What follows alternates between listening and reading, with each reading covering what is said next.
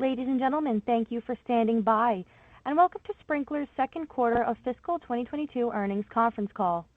Joining us today are Sprinklr's founder and CEO, Ragy Thomas, Vivek Kundra, Chief Operating Officer, and Chris Lynch, Chief Financial Officer. At this time, all participants are in a listen-only mode. After the speaker's remarks, there will be a question-and-answer session. Please be advised that today's conference is being recorded. I would now like to hand the conference over to your speaker today, Mr. Chris Lynch, for introductory remarks. Please go ahead, Chris. Thank you, and thanks to everyone joining us today for Sprinklr's second quarter of fiscal year 22 earnings call, our first as a public company. We issued our earnings release a short time ago, filing the associated 8-K with the SEC, and we've also made that available on the investor relations section of our website. As a reminder, during today's call, we'll be making forward-looking statements about the business and about the financial results of Sprinklr that involve many assumptions, risks, and uncertainties, and our actual results might differ materially. Any forward-looking statements that we make on this call are based on our beliefs and assumptions as of today, and we disclaim any obligation to update them.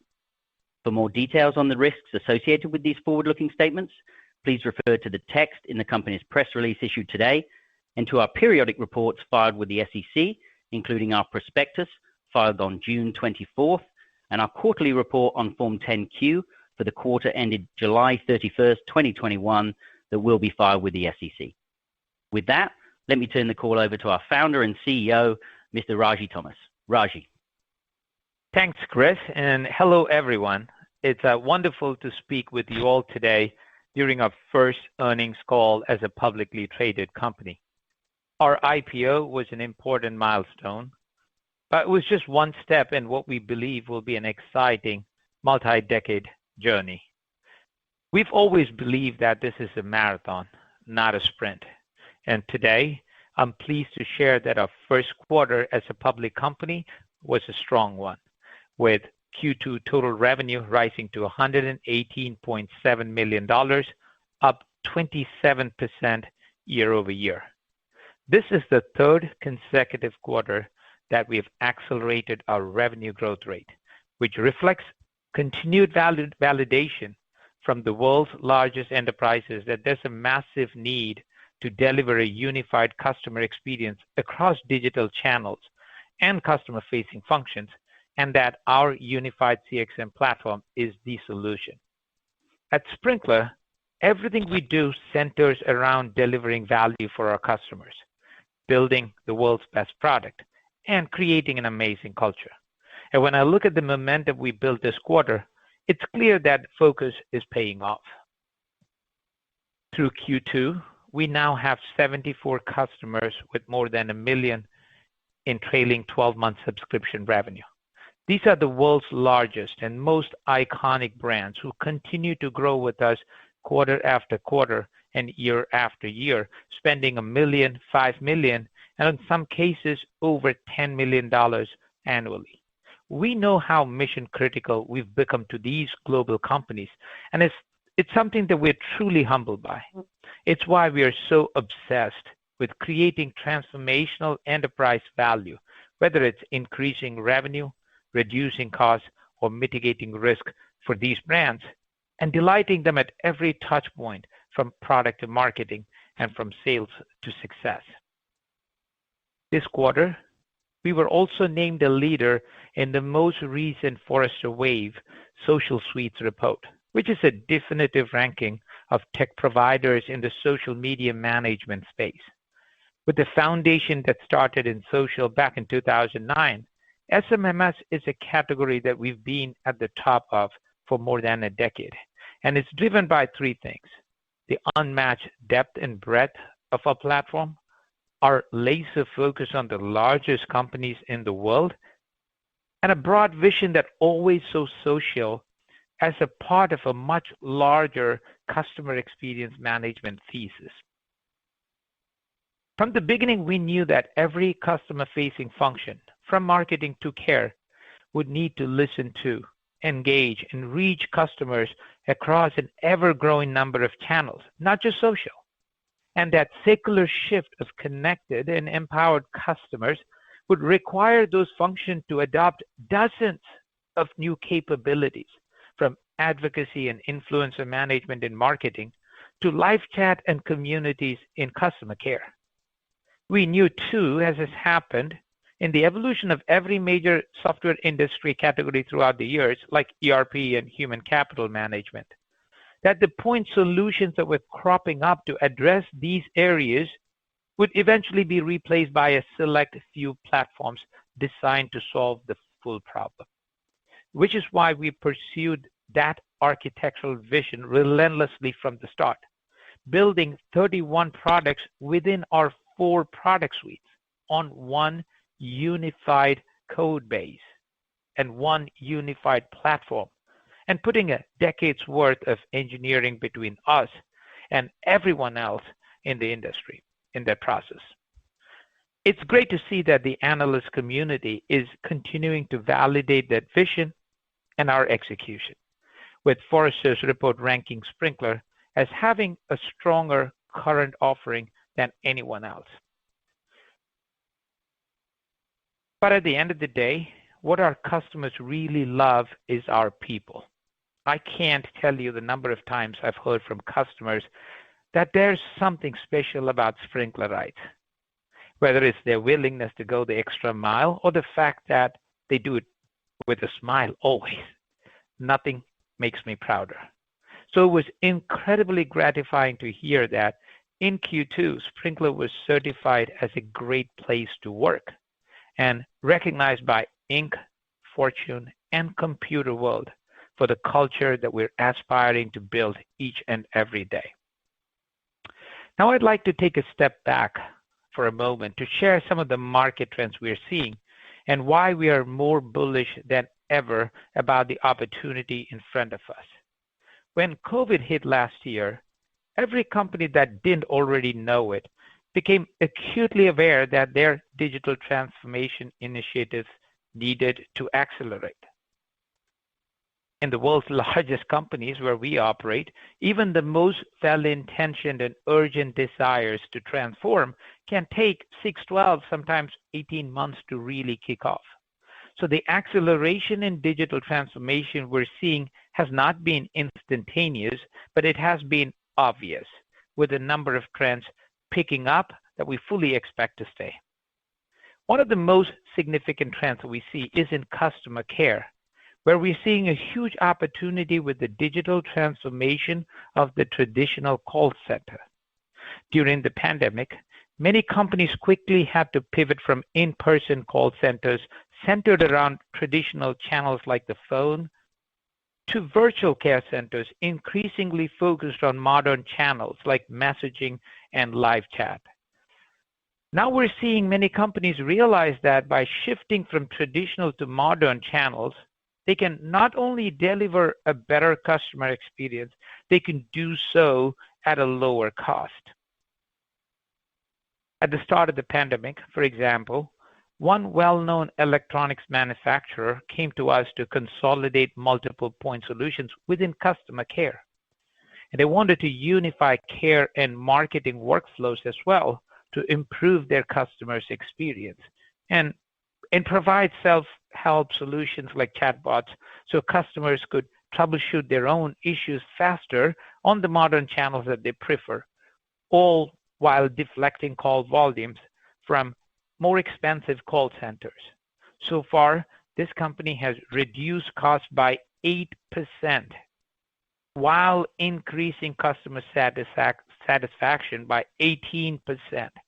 That's a double win, reducing costs and making customers happier. And last quarter, we doubled the size of our partnership with the customer, adding more products like modern research and modern sales and engagement. We also had a big win this quarter with one of the world's largest banks that we believe really signals our arrival in the CCaaS, contact center as a service space, as we beat out some of the industry's biggest names thanks to a digital-first and AI-powered approach. Today, we're not only replacing more than 10 point solutions at this company and helping this customer completely reimagine its customer care infrastructure with a unified CXM platform, we're also empowering more than 15,000 contact center agents globally to work across several channels like live chat, WhatsApp, social, SMS, email, and now voice. And we're not talking about traditional voice capabilities. With the advantage of building from the ground up on a modern digital platform like Sprinklr's, we've been able to reimagine what voice can be, using artificial intelligence to spot challenging conversations and changing sentiments in real time, and analyzing millions of unstructured interactions to identify the most effective responses to any issue, tactically helping your worst performing agent to emulate your best performing agent at any given point in time. The other thing that's really powerful here is the fact that Sprinklr's unified agent console is integrated directly into this bank's CRM and backend systems. With that, we can eliminate the pain customers feel having to switch channels to resolve issues, and the pain agents feel in swiveling chairs between systems. These agents will also be able to leverage Sprinklr's AI and automation to drive greater efficiency with the support of chatbots, voice bots, workforce management, and IVR, all on top of an enterprise-grade platform with the security, compliance, and governance trusted by 9 of the world's top 10 financial services brands. As you can see, bringing a modern mindset to a traditional capability like voice and putting it alongside the modern digital channels that consumers now use more is a powerful differentiator for us, and it's an area we'll continue to invest in.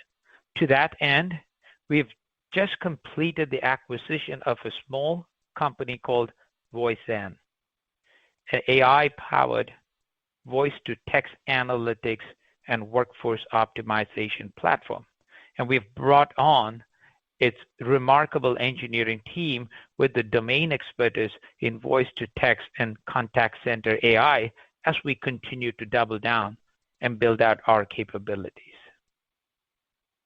With these trends and the immense innovation we're seeing in this space, modern care has quickly become one of our fastest growing and more strategic products, highlighted by a number of care deals in Q2 with brands like Samsung, Robinhood, Milwaukee Tool, Moncler, BlockFi, and SimpliSafe.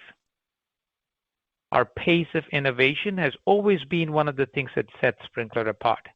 This quarter was no different as we executed a major platform release with over 540 new features, including conversational AI, an all-new video calling option for care, usability enhancements across the platform, more out-of-the-box integrations with SAP for care and Adobe and Aprimo for marketing and advertising. We also introduced Modern Research Lite, a new easy-to-use product for marketing, product, and PR personnel to use publicly available digital data to discover AI-powered insights about their customers, brands, and competitors, in many cases within minutes. With zero configuration required and a streamlined user interface with pre-built dashboards for dozens of use cases, Modern Research Lite gives enterprise brands a self-service way to trial a lightweight version of Sprinklr. This is something we are very, very excited about, as it's a new way to make our comprehensive platform more approachable to companies that are not Sprinklr customers yet. When we founded Sprinklr 12 years ago, it was clear to us that we were entering a new world of business, a world where billions of consumers were moving from traditional to modern channels, a world where the data from those channels was unprecedented and unstructured, and a world where customers had new expectations for an instant and seamless experience across every channel across every touch point and every single time. Over the years, enterprises have spent fortunes trying to address these new realities. But they've gone about it in a piecemeal way, falling into point solution chaos and fracturing the customer experience with marketing, care, research, and sales. And every team buying their own technology products to tackle small parts of the customer experience problem. Sprinklr was born to offer a new path forward, a way to listen, engage, and reach customers on the dozens of digital channels they prefer, and each of those that will come next. A way to harness experience data using powerful AI to analyze a vast, ever-expanding ocean of unstructured customer data, and the automation to act on it at scale.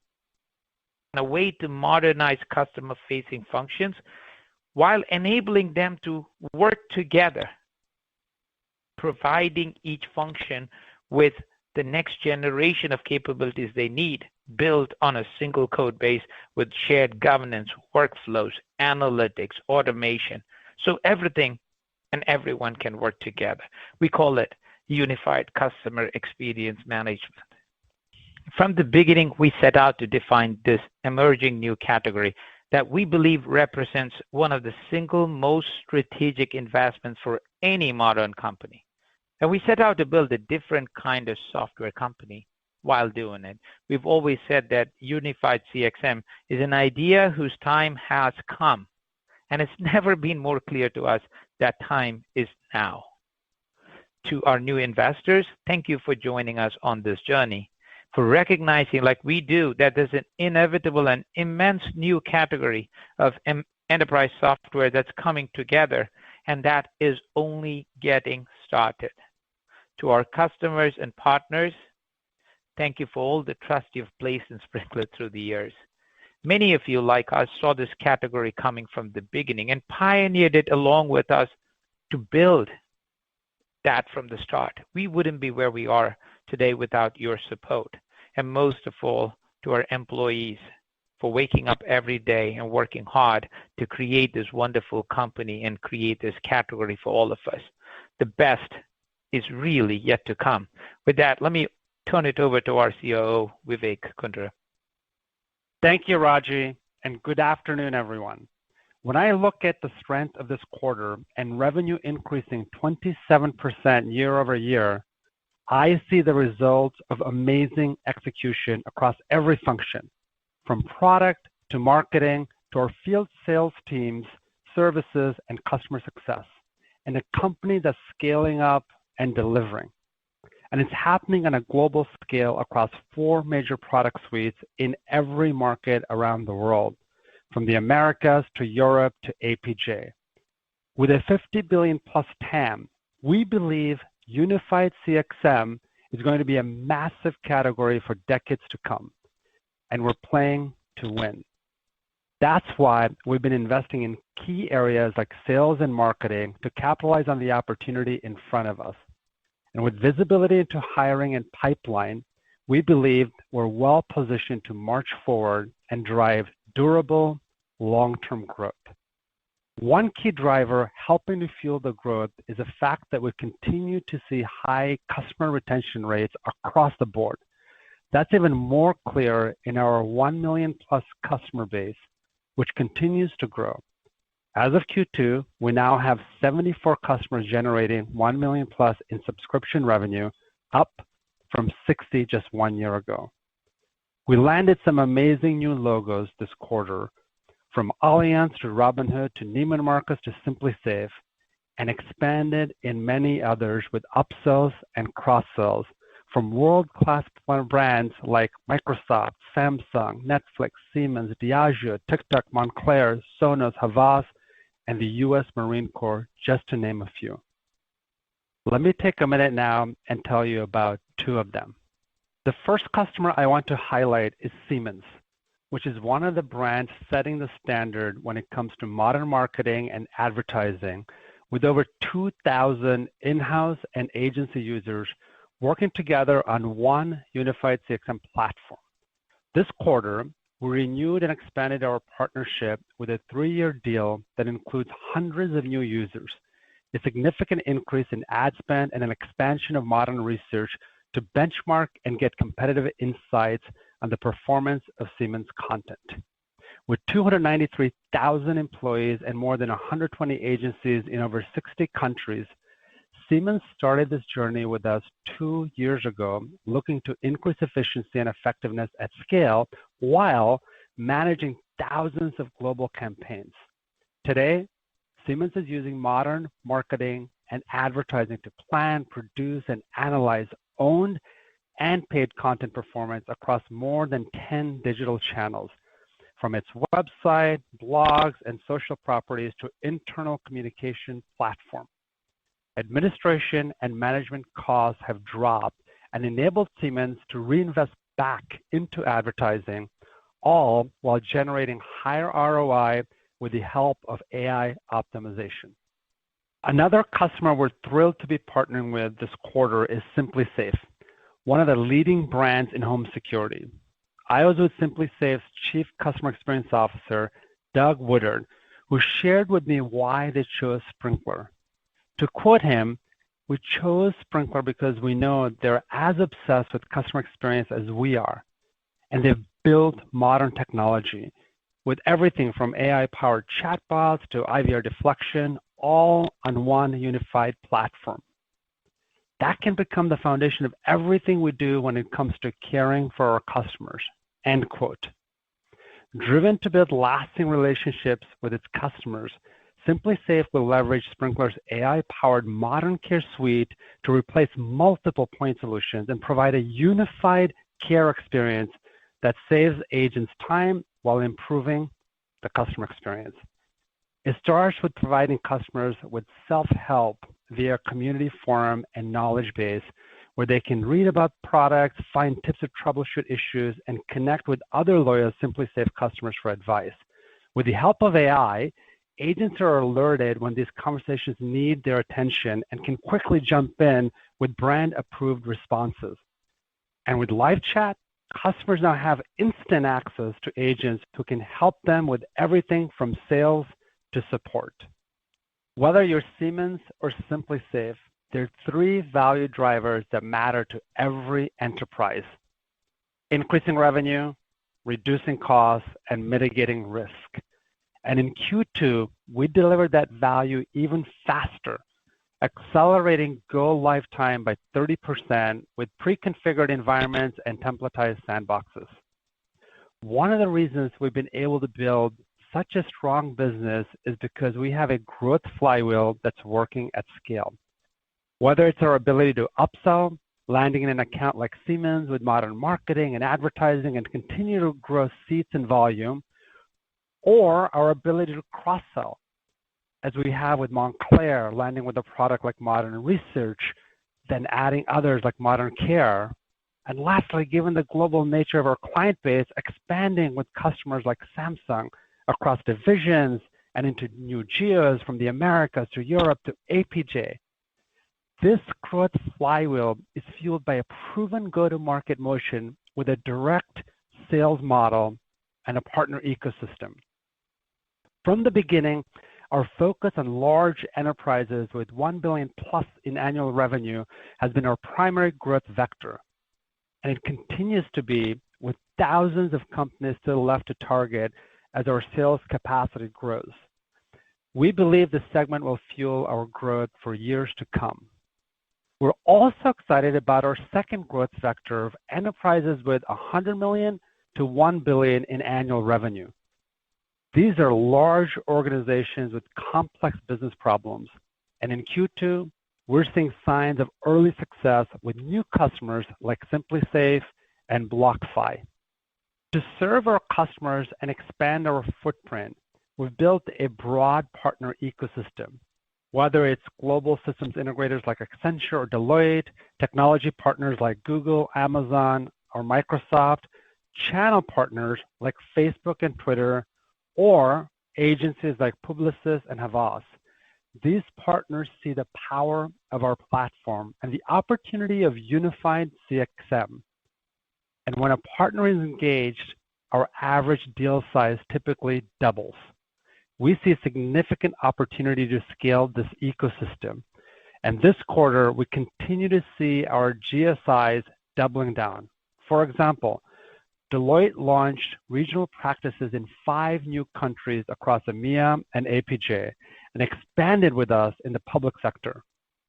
Accenture doubled its number of Sprinklr certified consultants who now support 100 plus Sprinklr clients with everything from implementation to managed services. Today, more than 1,000 of the world's largest and most valuable enterprises trust Sprinklr, the world's first unified CXM platform, as a vital backbone of their digital transformation. We win for 3 main reasons. Number 1, the depth and breadth of our unified CXM platform, which is purpose-built for the enterprise and customer-facing functions from research to marketing to sales to care.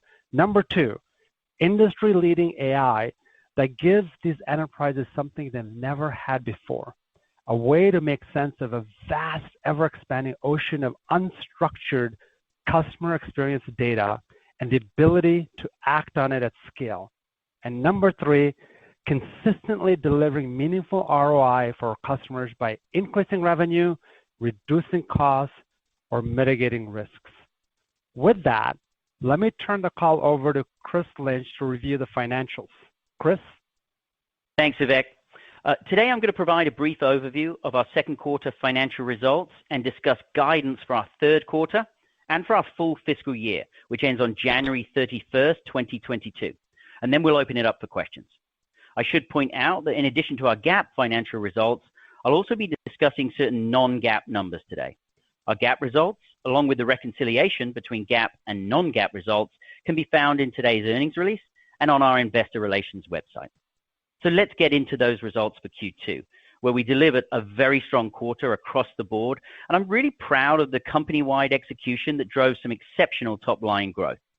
Total revenue grew 27% year over year to $118.7 million.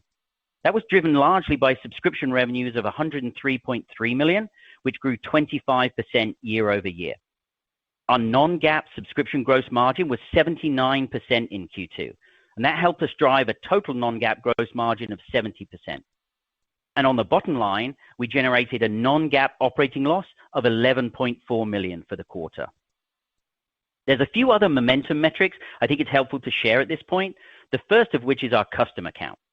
On July 31st, we had 1,062 customers. And as you know, we're focused on selling our unified CXM platform to the world's largest enterprises and then growing our footprint in those accounts over time.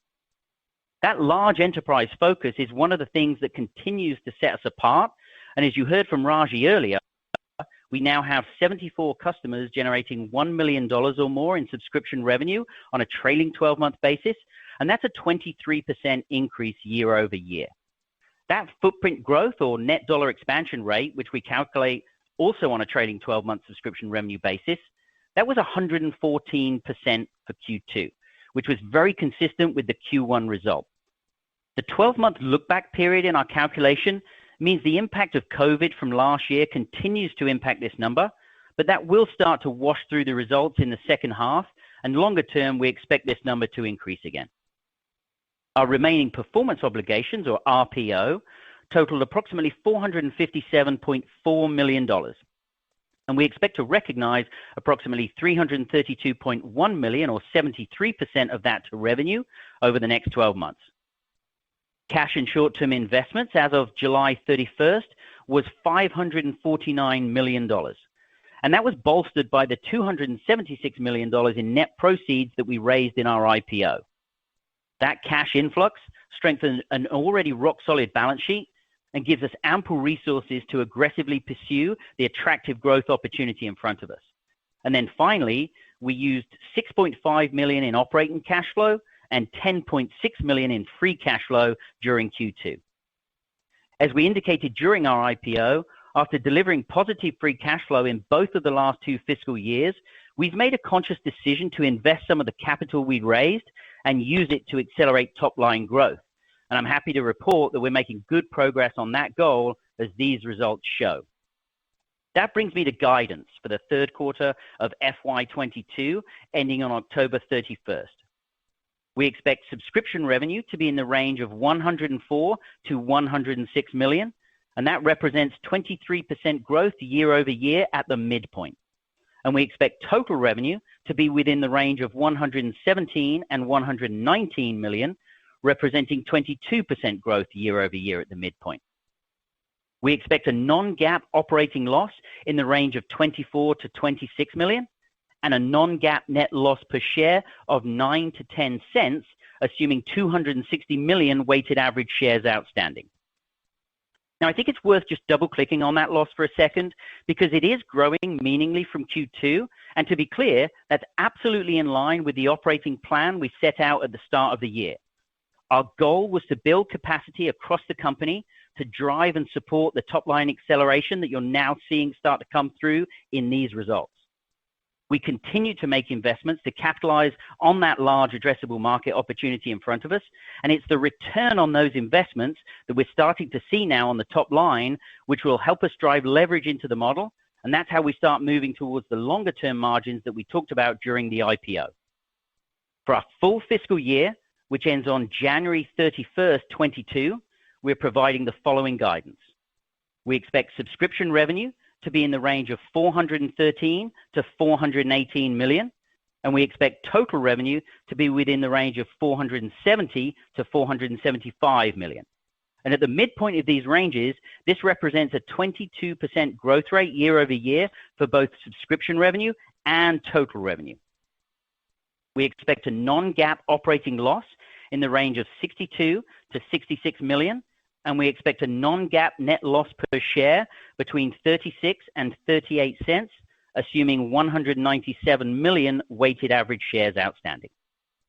In closing, I'm excited to be able to report such strong results in our first quarter as a public company, and by the momentum that we're building to capitalize on our very large market opportunity and drive durable multi-year growth from our unified CXM platform.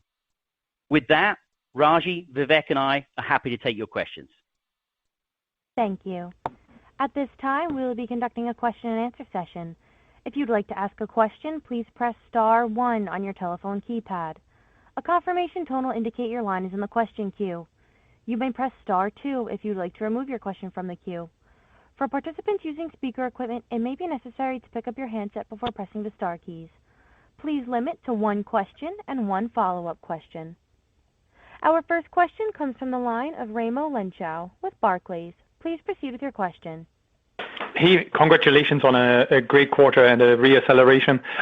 Raji, first question for me, if I look through, you are showing up in a lot more Magic Quadrants, Forrester reports, etc., than anyone else because your platform is much, much broader. You're trying to kind of solve a much broader problem than some of your more point solution competitors. Can you just kind of talk a little bit about how you're going about kind of, filling out this kind of platform and where we are in terms of that journey? And then I had one follow-up for Chris. Yeah, absolutely. First off, thank you all for taking the time. We're excited to be on this call and speaking to you all. Raimo, thank you for that question. Good to talk to you again. The answer is this is not an afterthought at Sprinklr. The strategy to build a platform, put AI, put an omni-channel ability to reach, engage, and listen to at the foundation of it, build end-to-end stacks for marketing, care. It's very ambitious, but we know this is something that needs to be undertaken. We've seen this happen in other industries. So we've always focused on getting the platform right and then going after product areas. And so if you look at our past, it should be obvious to you that we will go into a specific area like content marketing as an example, or conversational AI is another one. You'll see us competing with point solution. In the beginning, we start with the strength of the platform, and we stay on it and listening to our customers. We don't rest until we become number one, ideally, in every single space. And what we are trying to do for digital channels and modern channels, by providing this unified platform with best-in-class product functionality. We're giving our customers, our target segment of 171,000 companies, a no compromise solution. Traditionally you think, do I want a unified platform or should I go for best of breed? And we're making that decision very a lot of success for us. Let me give you the example with one of our customers, Siemens, that started with marketing and in the beginning you have a point solution, a different workflow for social, a different one for press releases, a different one for corporate communication, a different one for research and sentiment and competitor analytics. And just within marketing and advertising, you're now able, in this case, put a lot of these solutions together on one platform, and suddenly the costs are down, it's easier to maintain, the CIO gets a better handle for compliance, governance, and you get a lot more bang for your buck and create better experiences with AI. Yeah, makes sense. Perfect. Thank you. And then, Chris, since it's the first quarter, how do you want us to look at the kind of the leading indicators? It's obviously, in the past we had billings, there's RPO coming up, etc. How do you see the business, and what are kind of some of the moving parts we should kind of maybe consider? Thank you, and congrats again. Yeah, thanks. Hey, Raimo, thanks for the question. Yeah, so you're right, billings for us, and if you see the billings in this result, the calculated billings using the short-term deferred revenue, that grew over 30% year over year. RPO is a better metric potentially, just because it looks at the full contract value for new sales and renewals. And the duration of those contracts get taken into account, so it's not a perfect metric. So we look at the trend in that one. That one is up over Q1, which is sequentially up over Q4. We don't have the year over year for RPO, simply because in Q2 last year we were a private company. That's not a metric that we reported. So our last year over year comparison was at our Jan 31st year end, which grew 30% year over year. So again, I think it's those two are the best leading indicators for us. Okay, perfect. Okay, thank you. Congrats. Thank you. Our next question comes from the line of Tom Roderick with Stifel. Please proceed with your question. Great. Hi, everybody. Thank you for taking my questions. Congratulations on the results and the recent IPO. Fantastic job right out of the gates. I think there's so much to ask here relative to the breadth of the platform, and I'm really interested in sort of understanding a little bit more of the go-to-market motion. The product's been there. Raji, you were pretty transparent in the roadshow and what we read in the S1 with respect to sort of slowing down the pace of sales hiring during the middle of COVID. And then you reaccelerated that, of course, on the way out as we entered 2021. So really encouraging to see the revenue acceleration. Tell me a little bit more about what you're seeing from sales productivity, what you're trying to do in terms of adding sales capacity, and how you feel the pace of hiring is working relative to the opportunity set out there. Well, let me start by saying we feel really good, Tom, and thank you for that question. We feel really good. We saw the impact of COVID hit us like everyone else, the first 2 quarters of 2020, and then we saw that the business begin to recover in Q3, and in Q4 we exceeded our original pre-COVID plan. So we did do a cost or a spend in capacity building, and I think it was the right thing and prudent thing for us to do. And you'll always find this management team act prudently, and we're here for the long run, not a quick flash in the pan move. And then, so what you're seeing is a continued investment. So we unpaused our expenses, and then built it back up. Vivek, why don't you add to it? Sure. I think, look, we're already seeing signs of paying off, as you saw from Q1, where we had revenue at 19.3% to where we are, at 27%, and we're actually ahead of our hiring plan. So sales and marketing is actually our biggest focus area to continue to drive organic growth. And we continue to add sales reps to build out this capacity to ensure that we're capturing the market that Raji articulated. And we're also investing on marketing and building out our demand gen engine and broader, brand awareness. So we're actually very pleased by our ability to attract top talent, especially in this dynamic market. Outstanding. And this is probably a pretty good follow-on question for Raji, both you and Vivek. But I look at the long history of this company, and Raji, even your time spent in the messaging industry before. It's really fascinating to watch the large enterprise work within the bounds of changing use cases, and whether that was messaging, moving into marketing, and now we're seeing the social media management space, of course, move from marketing into care. Tell us a little bit more about how some of your biggest customers here are evolving that use case. In particular, I'd love to hear more about the use case on care, because that seems to be a massive potential for wallet share, and maybe not a massive current percentage of the existing ARR in terms of the care use case. Well, yeah, thank you. That was a great question. Should blow everybody's mind when you realize that an average global enterprise company has 92-point solutions in marketing alone. So the other day, we were talking to one of our larger customers in Europe, and we threw out the stat, and he looked very amused. And so we asked him, why, you guys seem like you're in a good situation. He says, no, we aspire to get down to 92. So it should be very obvious that this is not sustainable. Let's take care. It's again, you have your traditional call center infrastructure that was built primarily for voice, and then you bolt on email. It's typically a different solution.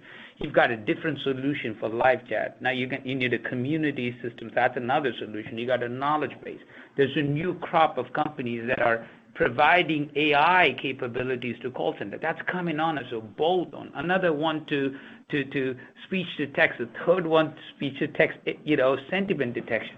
It's not sustainable. These channels will continue to increase. So let me give you the example of Samsung, one of our clients, which Vivek mentioned.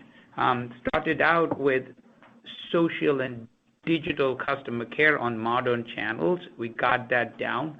Expanded out from Europe back to APJ, then to US, expanded more channels, all the traditional social channels, if you will, and then added live chat, added video calling. Now, in the process, potentially to add things like community and knowledge base and AI-based routing, all of that. Now, that's an obvious situation. Large global company, scores and scores of markets that are independent. We glue them on this unified care situation. They're now expanding from care, adding sales to it, which we think is where the future is. Care has to transform. Contact center has to transform from a reactive inbound to potentially being the face of the company, where your customers are calling in. Now, that's a typical traditional use case for us, right? Large company, lots of complex point systems. Let me kind of switch gears and talk about another example, Simply Safe.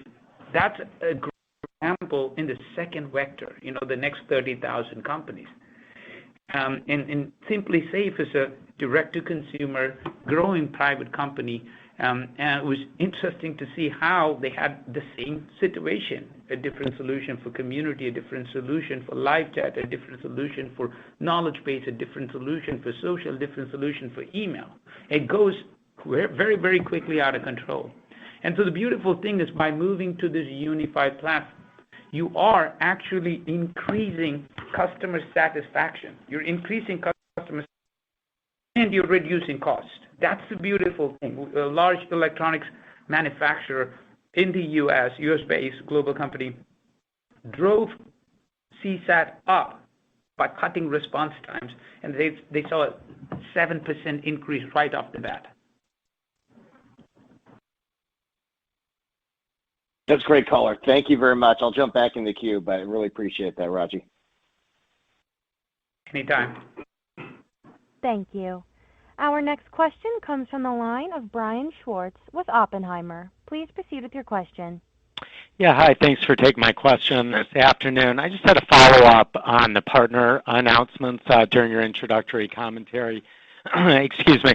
You did announce a number of expansion partnerships to the large GSIs, and so I just had two questions. The first question was on those announcements. If it's possible to highlight which of these new expansions or partnerships stand out to you in terms of being the most significant?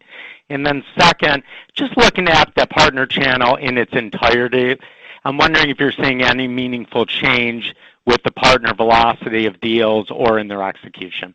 Thanks. Let me kick it off. We have different types of partners. One is the cloud service providers like the Amazons and the Azures and the Google Clouds. We've got our channel partners like Facebook and Twitter. We've got agency partners, and we've got system integration and other service partners. We're committed to the partner ecosystem and tech companies, the tech partnerships that we have where we connect to other larger players. So our point of view is that the world will move from a best of breed, hundreds of solutions, to a best of suite, where 3 to 5 of these platforms work very well together. And that's really what we're trying to do. Vivek, why don't you add some? You think about expanding our global footprint. A company like Deloitte, continues to expand with us, into countries like whether it's Italy or South Korea. And then when we look at Accenture as an example, they're able to help us serve, 100 plus customers and get consultants that are being certified on the Sprinklr platform. As we move forward with more and more complex implementations, like in the care world, this is allowing us to actually get leverage. But also when we look at our pipeline, they're able to actually help us source bigger deals, larger deals, more strategic. But I want to be clear that we're still very early in our journey. We continue to invest in our partners. But what they're seeing is, as the example that, Raji shared at the top, when you think about these large, kind of global banks and partnering with companies like Google from a technology perspective, it really allows us to not just expand our footprint from an implementation perspective, but also our hosting and channel partners. And let me also add that it helps to our case that most of these are also our clients. So they're a platform like for example, Twitter, to really see the power of what we do to enable them to use their own channel and other channels. So it's a pretty interesting dynamic, and we're very early, like Vivek said. Thank you. Thank you. Our next question comes from the line of Mark Murphy with JP Morgan. Please proceed with your question. Oh, yes, thank you, and I will add my congrats on a very nice performance. Raji, I was wondering if you could dive deeper into the point products that you're displacing in some of these large accounts. I had recalled that comment that the average enterprise has 92 point solutions in marketing. You mentioned a company replacing 10 contact center point solutions, I believe. Could you just help us understand which ones are the most vulnerable that you can displace with your unified product? So let me try not to take any specific names, but try and answer your question in a way that makes sense, right? So let's take live chat as an example. That's an independent category, and you know the companies that play in it.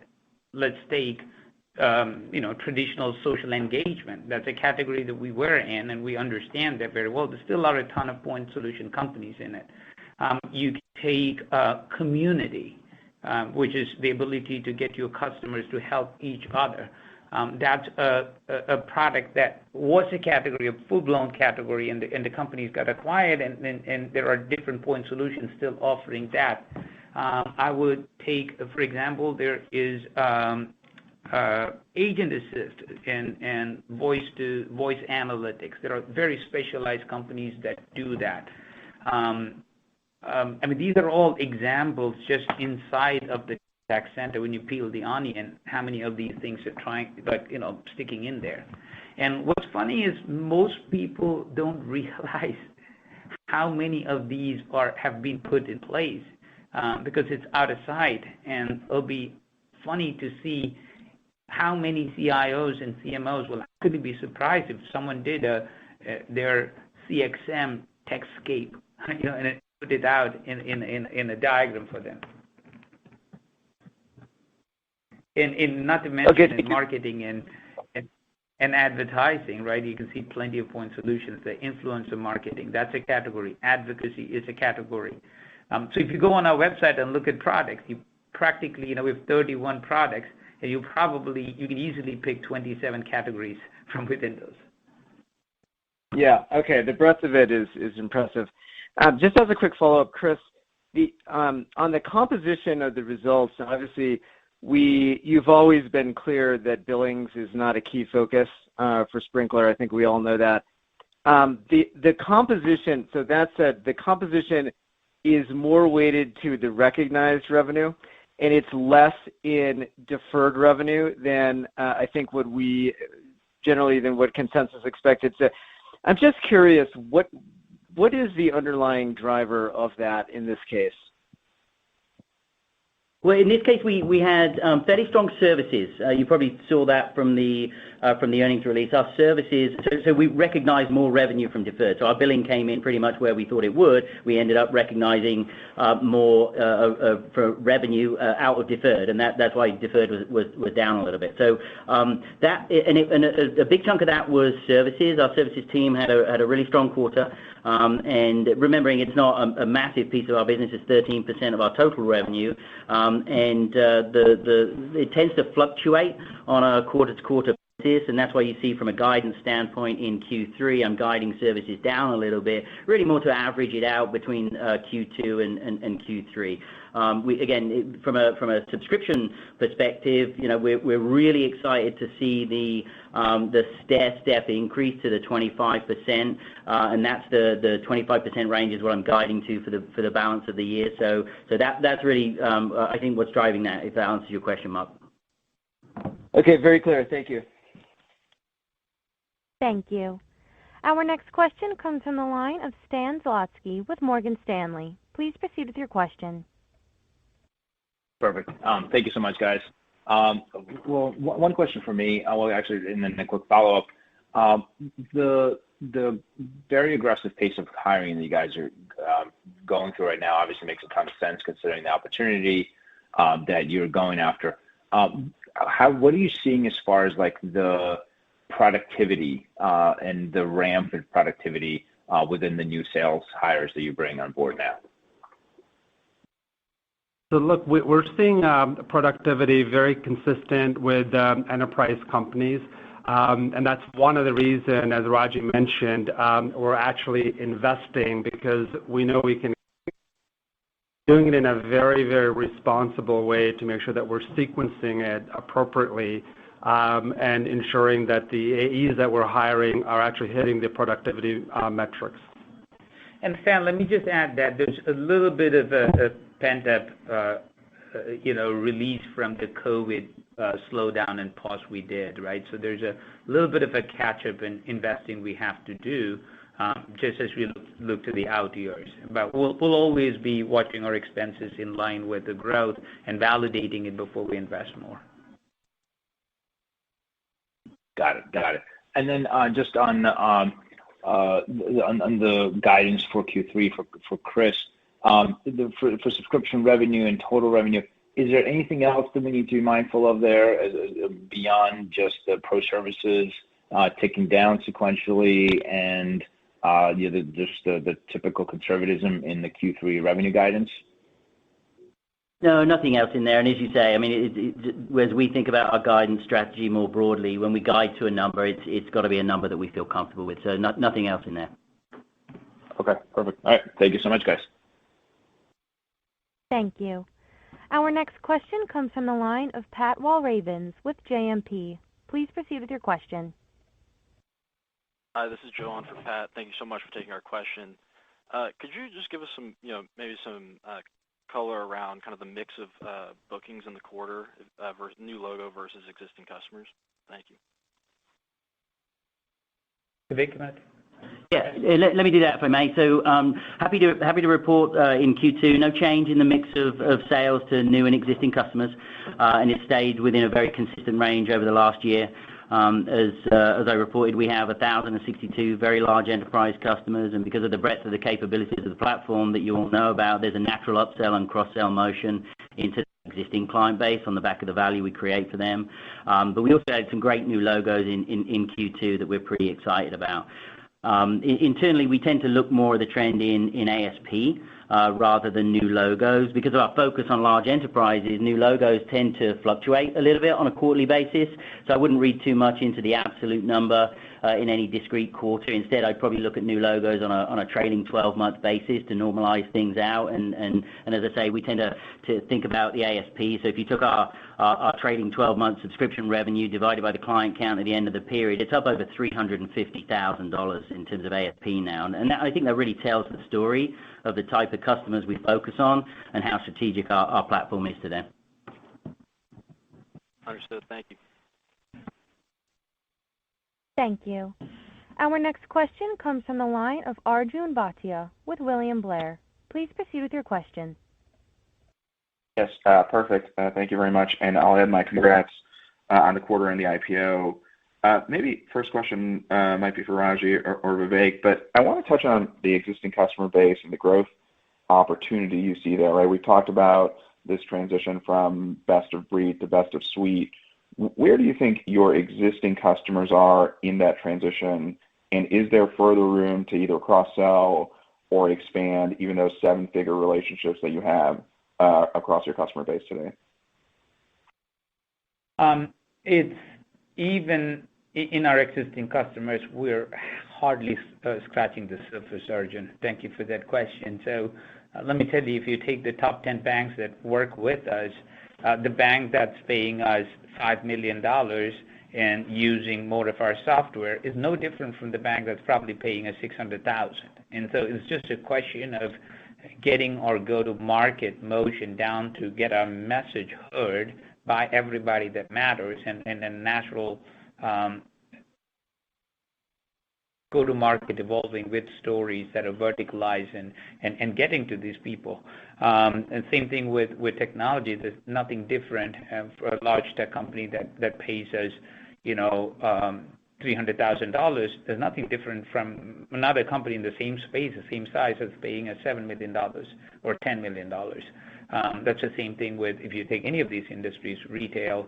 And so it's just a question of normalizing, educating. And we see this as a long journey. And so we think we can build an amazing company just from, our existing customers. But we're going to start activating a second vector, as that's important in the long run as well. And then just to add to what Raji said, if you look at this quarter, we had some amazing upsells, with Samsung and Netflix, Diageo, Montclair, as I mentioned. And if you really think about our customer base, about 10% of our customers actually use all four suites. So there's plenty of room and opportunity for us to continue to expand. And when we land in an account, we generally land with two products, demonstrate value, and then continue to expand from there. So again, I've mentioned to you that our vision is to also create the world's most loved enterprise software company. So we tend to start small. We tend to start with asking for an opportunity to deliver value. So I'll use the example of an electronics company that, was one of our first clients that started with $30,000 that pay us over $3 or $4 million now. And that's a story that can play out in any one of our customers. Wonderful. Thank you very much. And then one for Chris, if I can. We talked about leading indicators from a billings and RPO perspective. Obviously, you pointed out the strong growth in professional services. Can you just help us understand how you think about that, the growth there as a potential leading indicator? Is that implementations, is that managed services? Just help us understand that a little bit. Yeah, so services for us, you may remember, it's made up of two components. Again, it's 13% of our total revenue, but the two components sort of split roughly 50-50. We have a recurring service business we call managed services, and then platform enablement services in there that you see in most enterprise software businesses. Revenue from managed services, it looks a lot like our subscription business. It's generally recurring in nature. It's recognized evenly over the contract term. And so that means really that more than 90% of our total revenues actually become recurring. And so it's that enablement work that tends to fluctuate on a quarterly basis based on a variety of different factors like the timing of when that work is performed. But we see that one of the reasons the guidance in Q3 is a little bit less than the outperformance that we saw in Q2 is really the normalized rate there is around the 14 to 15 million mark on a quarterly basis. And so there's no strange changes as far as your models are concerned. It should be very consistent. Nothing has changed in that business. Okay, got it. Thank you, and congrats again. Thank you. Thank you. Our final question comes from the line of Michael Turits with KeyBank. Please proceed with your question. Good. Just a quick one. Vivek, can you just drill down, please, on Research Lite and your rollout and more generally of a self-service go-to-market? Yeah, Michael, let me take that. This is Raji. So this is an attempt for us to make our platform, that's very comprehensive, as you know, more accessible to our target segment. So to be clear, we're only targeting, the largest and fastest growing companies in the world. And we've always needed to help them, get their hands on experiencing the platform and getting to know how things work. And this is also a way for us to hopefully shorten the sales cycle. And so this is the self-service option so that you can try before you buy, and you can get your hands on keyboard, maybe as a user, but from a target company. So we're not driving any traffic to this site outside of our as we go to the next 30,000 companies on our list, this removing friction in the sales process is a very, very important part of our things to solve. And it's also a bigger part of our strategy to drive more inbound requests and demands. And we need to just smoothen the funnel all the way from the top down, goes it down. Thanks, Raji. Congrats on the acceleration. Okay, Vivek. Thank you. And last thing, just to add to what Raji said, when you really think about our TAM, which is north of $50 billion, you think about the 171,000 customers that are potentially, target customers for Sprinklr. We purposely targeted our account executives and the sales team to the first 10,000, the first vector that Raji was speaking about. And then the second vector, we've got plenty of room to continue to expand and grow. And as Chris mentioned, when you look at that ASP of $350K, we've got plenty of room to continue to grow this business for decades to come. Thanks, guys. Thank you. Ladies and gentlemen, we have reached the end of the question and answer session, and I will now turn the call over to Raji Thomas for closing remarks. I want to thank you all again for joining this call and the opportunity to present to you. Appreciate your support and your interest. We're here trying to create a brand new category. In a few years, it should be very obvious that this could be what be coming after the last big one, which is CRM. And the trend is very, very obvious as you read the new S1s that are coming out and how the language is changing. Even existing large companies, the word unified appears a lot more, the word CXM appears a lot more, and we've got a 10-year advantage on it. And so we're playing for the long game, and hopefully in that process create a company that our investors, our partners, and the customers will love. Thank you again for your time, and we look forward to talking to you soon. This concludes today's conference, and you may disconnect your lines at this time. Thank you for your participation and have a wonderful evening.